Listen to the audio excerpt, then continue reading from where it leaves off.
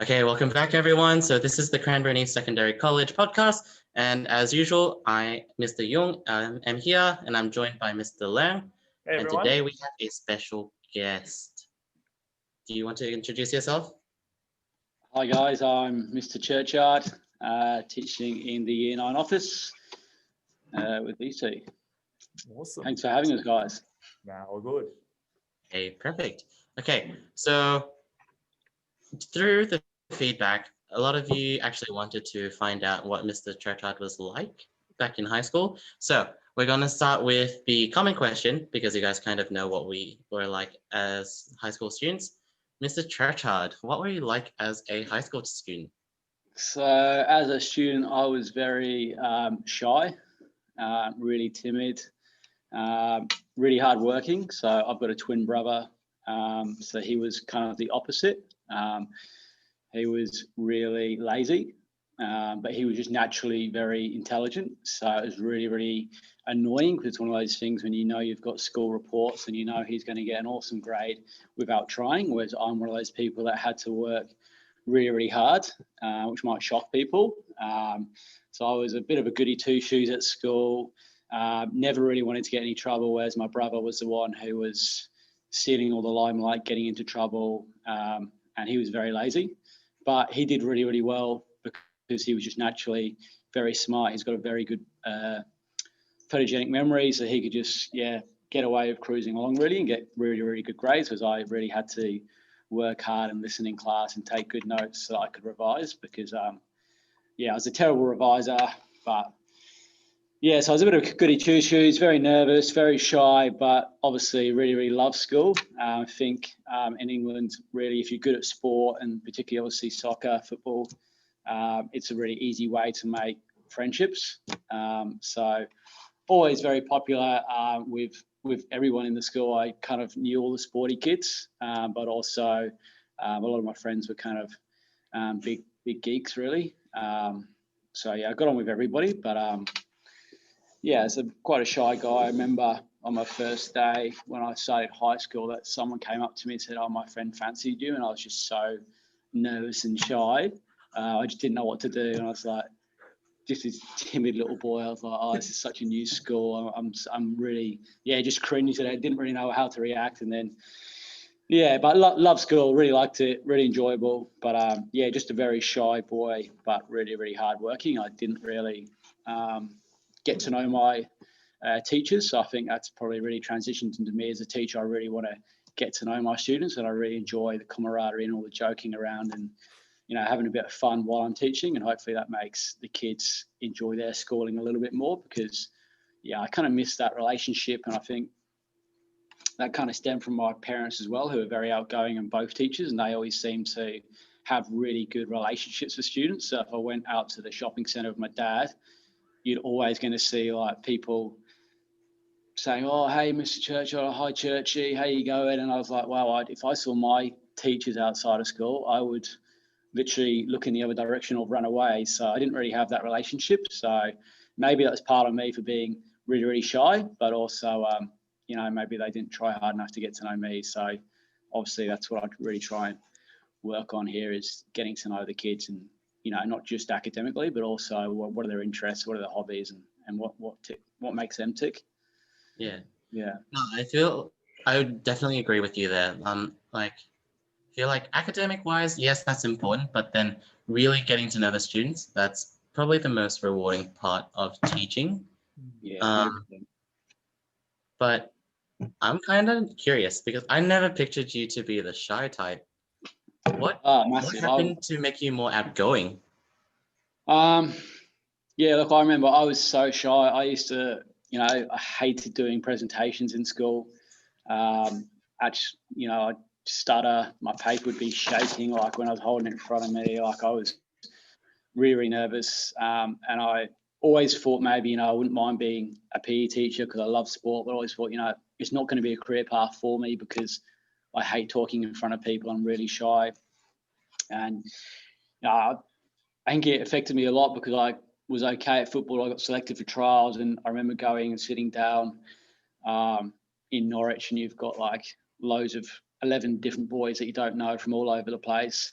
and then you're playing the academy side, and I had no real confidence in my ability or myself, and I didn't play very well. Obviously, didn't get selected, and I think that really showed my confidence as well. Whereas I don't really know how it came about, to be honest. Like, I obviously went traveling for 7 months with 2 friends. I think maybe that was a little bit. Maybe I think when I was on my teaching rounds, and I remember I first shouted at someone, and they were like, "Oh my God, like this little bloke's like actually got a bit of a mean streak in him." And I think then I realized that gave me the confidence, that actually I can do. I needed that reinforcement that actually I can be a teacher. Until then, I don't think, because I was so shy, I didn't think, I was going to be a good teacher or I'd be able to do it. I wouldn't be able to stand up in front of 25 people. But I think I just had to take that leap of faith and be like, I'm going to apply for this job. It did come about for the visa as well, because I've got to do it now, or I've got to go home and then I'll do another job, and then hopefully one day I'll fall into teaching, and that's when I've got the confidence. But I think, I needed a visa. Let's do the student, and I'll just go for it and see what happens. But yeah, and I sound really, really, really shy. Yeah, I think maybe, because I'm a twin, when you join new clubs and you join new places, because there's 2 of you, you don't really have to be outgoing and make friends, because you've already got someone there to support you. So you've already got that companionship when you're there. It gives you a bit of confidence anyway. So we kind of just hung out with each other and, bounced off each other. That's probably why we're so close. But yeah, no, really, really shy. Still am, to be honest, still am. But the thing is, you might be shy, but I don't actually see you as the shy type still. Like, for me, like, my first impression of you, at least as a teacher, was that you were one of those extremely confident and outgoing ones. So I was like, that was actually quite impressive. Like, to find out that you were the shy type. So yeah, that was really cool. Yeah, no, really shy. I think that's why I see some of my kids, some of my students, currently in my home group as well. I really try and work on, getting them to play hoedown and silly games. And I was telling my girlfriend the other night, and she was like, "Oh my God, I can't believe you put your kids through that. Like, I was really shy as a kid. I would have hated that." And I'm like, "Yeah, I know, right? I would have hated it as well, but I'm that teacher now." But I'm like, it's so good for them, because it brings them out of their shell. It develops those relationships. It develops that confidence. So yeah, maybe I am punishing them, but I'm like, it's going to benefit them in the long run. But no, it's good you think that. And I try and, bring positive energy to work. I think that helps, gee the students up and improve their day, but also hopefully the people that I interact with in the staff room and that sort of thing. Yeah, that's really good. That's really good. Mr. Lang, were you the shy type at school? I think I don't know how to put it. It's kind of like, I've always been very quiet in high school, but I actually wasn't shy. It's just that I didn't have much friends to talk with. So actually, the people who knew me from primary school thought of me as the very outgoing, very talkative type. And then when transitioned to high school, I didn't have as many friends at all. In fact, not much. So I was always kind of like alone in the library reading books. So people thought I was the shy type, when in fact, I would have loved to have friends to be like running around with and talking like crazy. So yeah, the impression that people got of me was that I was shy, but no, nowhere near shy. Nah. Yeah. I feel like it's always like who you have access to as a friend and a mate that really helps you develop and kind of push you out of your comfort zones so that you can actually engage with everyone. That might be where, maybe that where it came from, Sam. I remember last year I was working at Hoppers Crossing. No, not last year, I was here. Year before that, I was working at Hoppers Crossing, and I was really good mates with the dance teacher. She was absolutely bonkers. Like, she was mental, really outgoing, crazy, like a really good personality. And yeah, we were like best mates. And then I think maybe because she was so mad, that kind of then reflected on me, and then it kind of broke me out of my comfort zone. Yeah, made me, I guess, a little bit more confident. Maybe you're right. It's the people we kind of hang out with. Yeah. Yeah, that's awesome. Yeah, that's really cool. So we've kind of gone over why you wanted to be, why you became a teacher, but how is that process like for you? So how is finding your identity as a teacher like? It's a bit of I a always deep question, remember, yes. Sam. So I had Antonio. I was really good at sport, but as I said, I wasn't really academic. Like, I really worked hard, and I'd really try and instill that in my students that, whatever you do it to the best of your ability. I don't care if I'm drawing a cartoon, it's got to be the best that I can do. Or if I'm painting a wall, it's got to be the best I can do. Whatever I do, I try and do the best I can do. So I was always really hardworking, like I said. So, but I wasn't very strong academically. So I was strong in sport. And then it was like, okay, what can I haven't made it professionally. So what can I do in sport as a career? And both my parents were teachers. And I could see, you know, they both loved their jobs. My mum's still working. She should be retired. My dad's now retired. They just loved, you know, going on the ski trips, all the different things that you get with school as well as teaching. And they were awesome at making relationships. And, yeah, that was one sort of inspiration. And then I thought, I kind of had an idea, you know, okay, I'll go and do sports science and then maybe teaching is something that I can go into. And then I really wanted to go traveling. And my mum was like, no, get qualified as a teacher, just go and do it. And I was like, no, because then I'm going to I'll go straight into teaching and then I won't travel. I really want to travel. So I ended up saying, no, I'm going to go traveling. So to save the money up, they were like, oh, why don't you get a job as a teacher aide? So I applied to this sports school. Got the job as a teacher aide, and then absolutely, like, I loved it. I was going to be there a year. I ended up being there 2 years. Really enjoyed it. Loved working with the kids. I was working with, you know, kids with behavioural issues, kids with academic sort of, they were low ability sort of kids. Really good school, really good kids. Loved it. And I was like, all right, teaching's definitely what I'm going to do. I'm going to go travelling, and then I'll come back and then I'll get into it. And I remember there was a PE teacher there. He was tiny. He was pretty like me, to be honest. He looked really young, but he was actually older than what he looked. And he just had a really good relationship with kids. He didn't need to raise his voice. He could have good banter with them, but at the same time, he had really good respect from the students.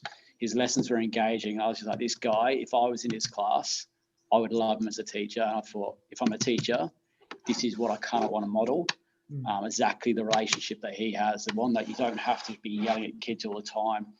You can get to know your kids and you can still build that respectful relationship between teacher and student. So he really influenced me a lot. And then obviously I saw my parents as teachers, which, yeah, gave me a lot of modeling as well. I remember, you know, if I had a day off, my parents never took days off work. They loved their job. So I had to go into my dad's school.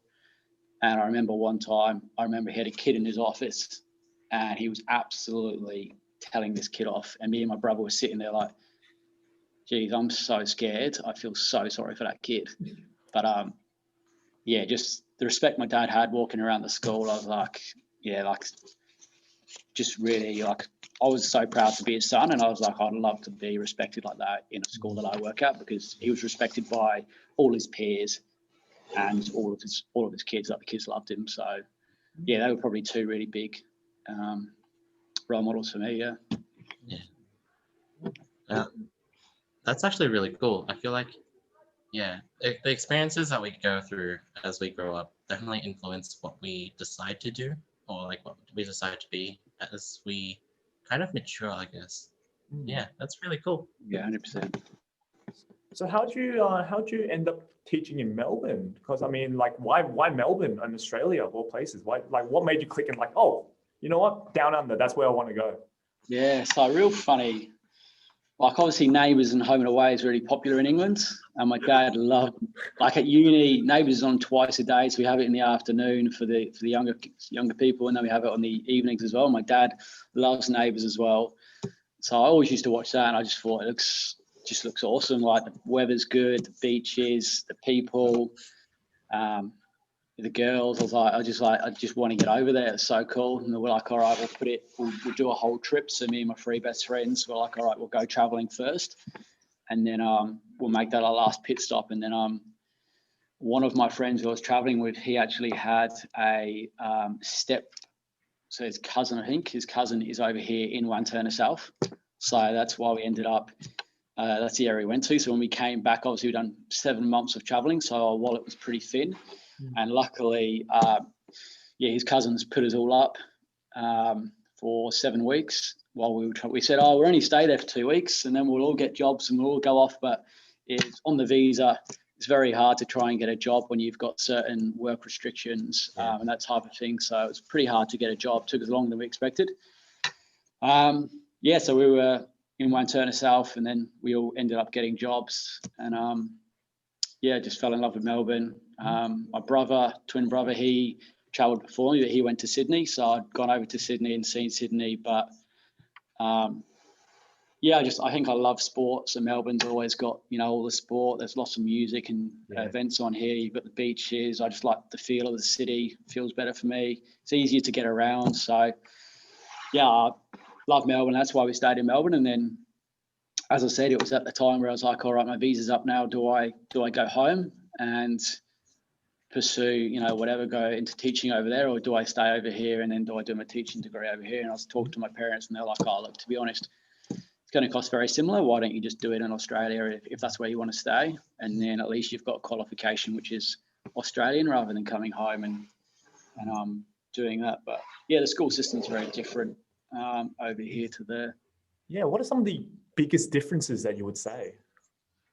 Yeah, I think you go to, so I went to primary school, which goes from year R to year 3. And then you go from there to junior school. So it's a separate school. So then you go to junior school from year 4 to 6. And then you go to high school, which is another school, from year 7 to 11. And then you go and do your A levels at college or a sixth form till 12 and 13. So we actually go to year 13 instead of year 12. Oh. And then obviously you get that change from primary to junior. So there's a few schools, and I had to change. Obviously my parents both worked in the local high school. So my feeder school from my primary school is where my parents worked. So all my friends from junior school, went to that high school.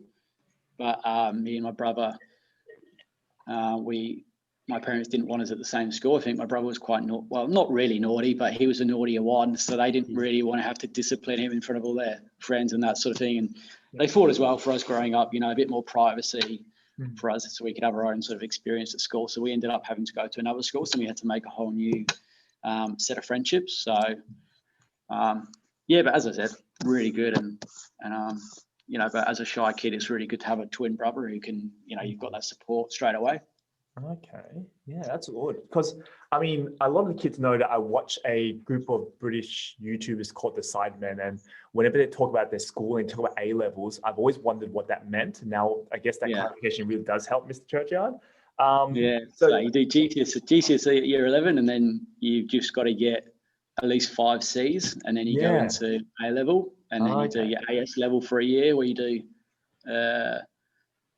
5 subjects, I think, and then you drop 1 for A level, and then you do 4 subjects, and then you get your grades for uni. But that's all A, B, C, D, and I don't think there's any streaming for, if you pick science or, wherever's harder, so it's different that way. Okay. And so for you, you grew up in Norwich, was it? Yeah. Well, I grew up I tell people Norwich. Yeah. But I grew up in Kings Lynn, which is a tiny, tiny town, which is 45 minutes from Norwich, but Norwich is the biggest city. So no one would have heard of Kings Lynn, most likely. And Norwich or Cambridge were 45 minutes away. So they're the 2 big cities.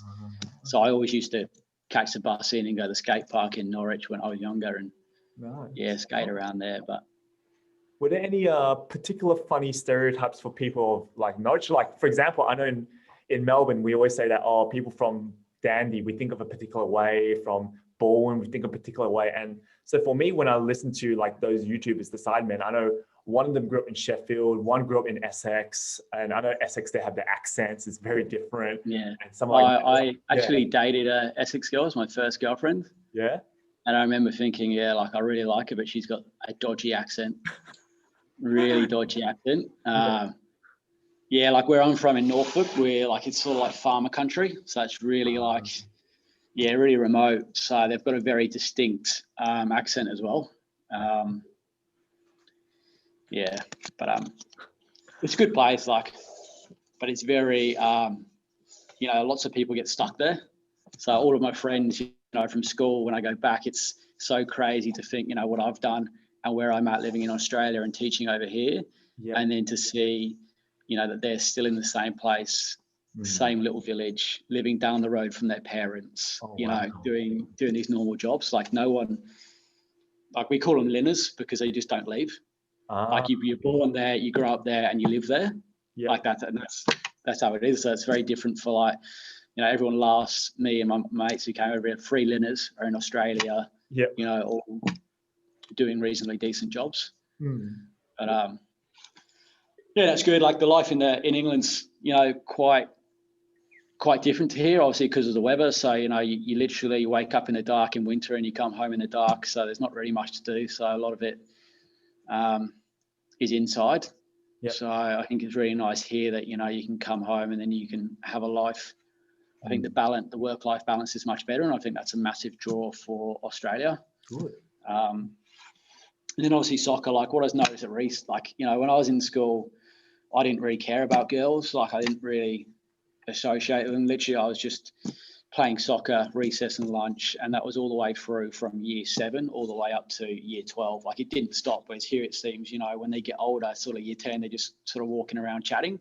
Whereas for us, we'd be chasing a ball around from year 7 to 12 at recess and lunch at every opportunity we did. So it was all very much sport orientated, but it was only around soccer.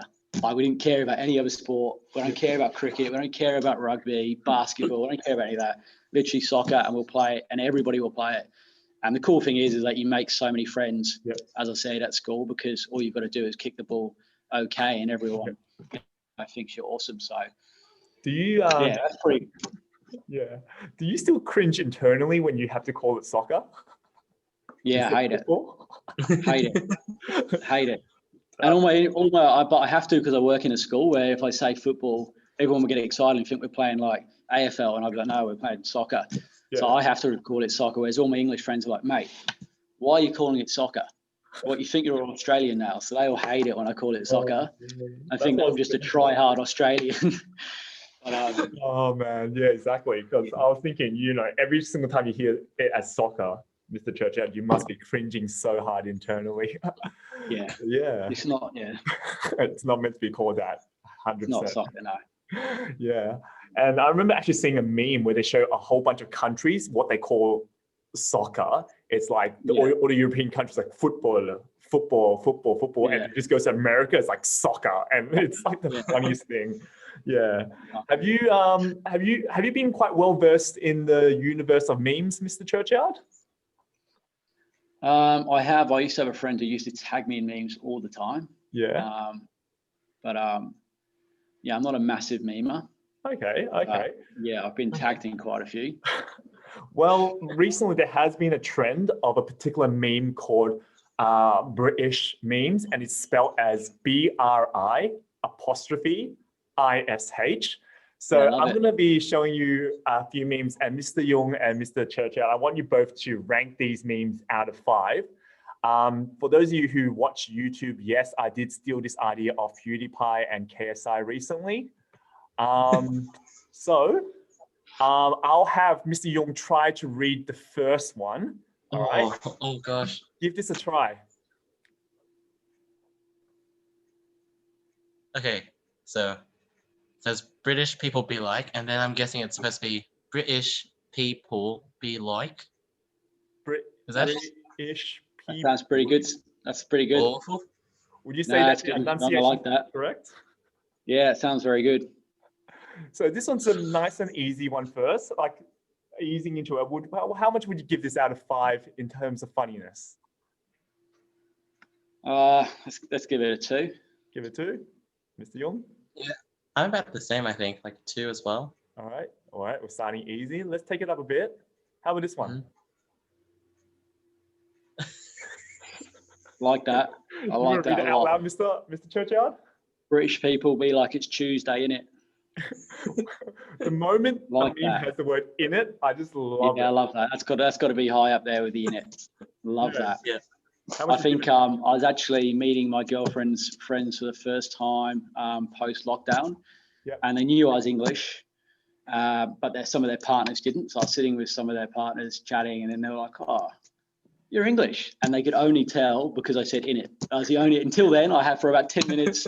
Didn't even notice. We just chatted, and they're like, "I said in it." And they're like, "Hang on, you're English." I'm like, love it. How much out of 5? What are we giving this one? Oh, I'm going high up there with the Tuesday in it. I love the word in it. It's underused in my book, so I'm going high with a 4. What about you, Mr. Young? Oh, I want to say, can I say like 3.5? Sure. Totally fine. Totally fine.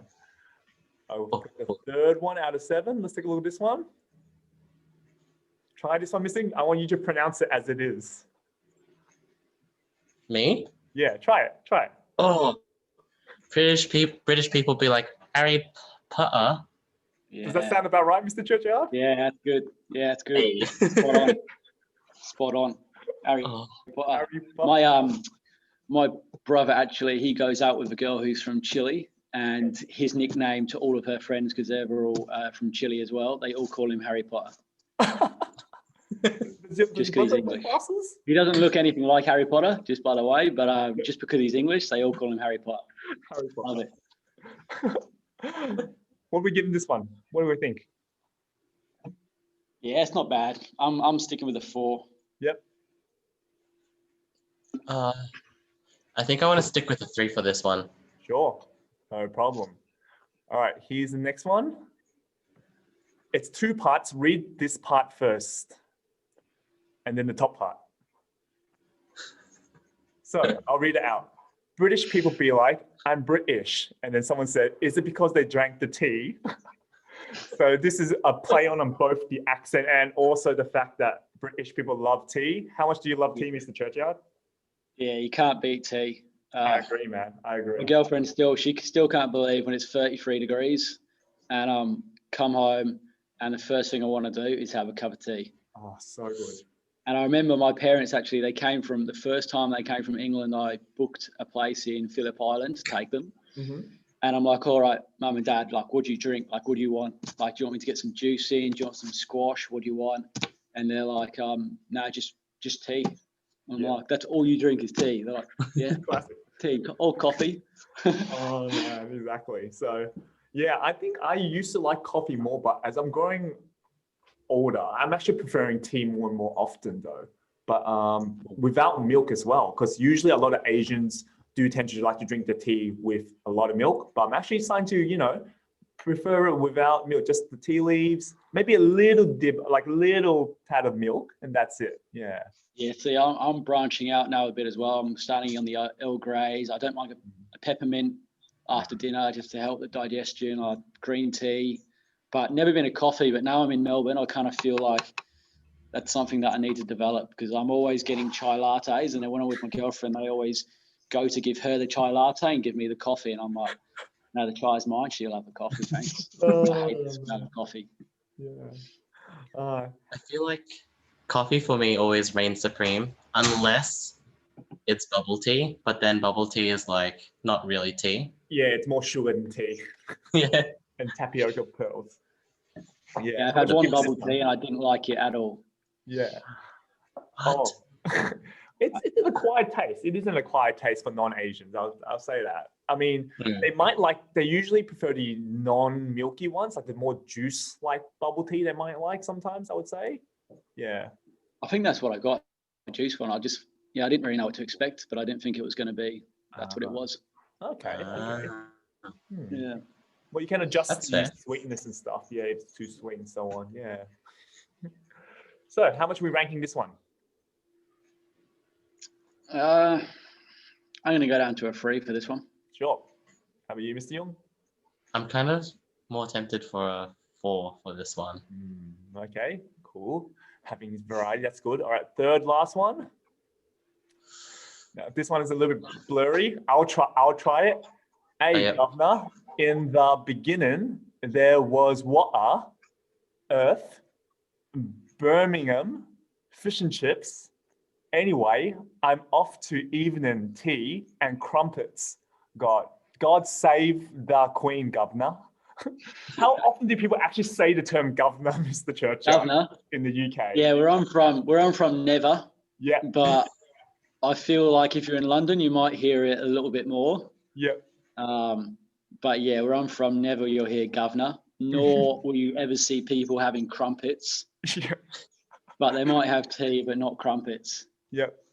And I think the reason why I chose this one, the way that they pronounced water, I think like water is like Water. really, really exaggerated on purpose. So it's like, Yeah. Yeah, because I've never heard you say water. You just say water. Water. I remember when sometimes I drop my tea, like I say water, and my dad's always like, "Tuh, make sure you pronounce your T's." So I'm like water, and he hates it. Water, a bottle. Yeah. So how are we feeling about this one? It's a longer one. Here's a long one. I mean, I do love the London Governor, Yeah. and I do love the play on tea and crumpets. So I'll stick with I'll go up to a 4 again. I'll stick with my 4. Nice. I'm waiting for the 5. I'm hoping you're going to blow us away with the last one. I hope I can. Yeah, I'm gonna go to a 3 for this one, I think. Let's go Doge. It's so cute. I know. Second last one. British people be like micro crisps. Do we get this one? I don't get this one. As in like microchips? So Oh, right. Yeah. So computer Yeah, I got it. Yep. Oh, I get ya. It's So a I'm not higher smart level enough. one. Straight over the head. Straight over the head. So this Yeah, one, clever. this is the reason why it confuses me, because this one, I don't know why they put people in quotation marks. It's like, what, British people aren't people? What do you mean British people? Like, I was like micro crisps. I think this one like the higher level of complexity, you know? What are you both thinking? Yeah, it's clever. Now you point it out, it's clever. I didn't pick up on it, but yeah, it's clever. I still say crisps and people get confused over crisps and chips. But yeah, because it confused me, I'm going to go down to a 3 for that one. That's all good. For me, I like the complexity, so I'm gonna go up to a 4. All right. So I'm going to bring up the last one, and based on what I've heard, this one is a more complex one as well. So I'm thinking Mr. Young might like it a bit more. All right. So this is the last one. British people be like, this website uses biscuits to improve user experience. Now, Mr. Churchyard, how familiar are you with computer terminology? Not great. Is that like a cookie or something? Yeah, cookies. Yeah. So cookies is a computer term where you save like your old websites and stuff. So that's why they put the word biscuits instead. And they put some posh people in the background. What are we thinking for this one? This final meme? Yeah, I'm gonna stick on my 3. I don't think I've seen a 5 today, but that's all good. How about you, Mr. Young? I think I'm gonna go for a 4, but like a higher 4 than the last one because this was easier to understand. Oh, this one's easier. Okay. So I think what we found out is that Mr. Young likes the ones where it's a play on word type of meme, and Mr. Churchyard's favorite meme is all you have to do is just say in it, and we're good. We are good. Keep it simple. Keep it simple. Keep it simple. Quality British slang. Love it. Yeah, awesome. Hey, so we've got around 2 more minutes left before we wrap it up for a day. So why don't we all share one show that we want to recommend to our audience to either watch or a movie, and you can maybe talk a little short brief about it as well, maybe what it's about to hook people in. Let's start with Mr. Churchyard. Do you have any TV shows or movies you want to recommend for our audience today? Yeah, so there's a few go-to ones. So I won't recommend obviously all the Netflix classics, but I'll recommend ones. Some of these are English shows, but they're just really funny, but you may just have to check depending on the age of the ratings. So the British Office, I don't know if you watch the American Office, but watch the British Office. It's an absolute classic. Ricky Gervais at his finest. Kind of put Ricky Gervais on the map. He also does a spin-off show, Extras, really, really funny, where he works as an extra on movie sets, and he's got different characters. So he's got Patrick Stewart in one. He's got who's the bird from Kate Winslet from Titanic. Yeah, he's got some really big name actors, but it's a really funny show as well. And then obviously in between is absolute classic films you've got to watch. The Internship. If those P2S people, they would have seen that as my favorite movie. But I just think if you ever want to laugh, Owen Wilson, Vince Vaughn, absolute classics. They were going for an intern at Google. They've got no idea about computers, and they end up, using their personalities to win over a lot of people. and I won't tell you any more than that. But it's a must watch. Good for the family, good for a night in, and good for a laugh. 100%, 100%. Very nice. Mr. Young, over to you. Oh, okay. So I know that a poor proportion of our viewers are viewers who like anime and gaming. So one that I've been watching that I do recommend is called King's Avatar. So it mainly focuses on it's a Chinese anime, but it focuses on kind of like an esports community and like how esports can be developed. And so yeah, it's a really good watch. The storyline's pretty good, and yeah, hope you have fun. Cool. And to finish it off, I'm going to recommend a movie that is out on Netflix that absolutely blew me away. I'm not really the rom-com type of guy, but I watched this movie called Crazy Rich Asians a few years ago when it first came out. And yeah, I guess the reason why I like it is that culturally, to explain like Asian family culture and what it's like and how it's different to Western family cultures is very prominent. It talks about like differences in family values and so on, and how this clashes between, you know, younger modern Asians like myself and you, Mr. Young, and how it's different to like the older generation and what we want compared to what they want. And so yeah, all around very funny. Awkwafina's in it. She's absolutely hilarious. So do recommend that. All right, and there we go. That is another episode for today. Thank you so much, Mr. Churchyard, for coming along. Hope you had a good time. I had a great time. Thanks for having me, guys. No problem. If you have any more suggestions and feedback, do let us know in the Google link below. Mr. Young, any other final words? Oh, so yeah, Google links will be down below. Make sure you do fill them in just so we know what we can kind of target for the next episodes. But otherwise, it's kind of coming to the end of our podcast series for this term. Yeah. So if you have any recommendations or anything you want us to cover in the next year, I guess, feel free to let us know. But otherwise, I hope we have a great wind down to the end of the year. Thanks again, Mr. Churchyard. Yeah, thanks. All right. Catch you all around. Bye-bye.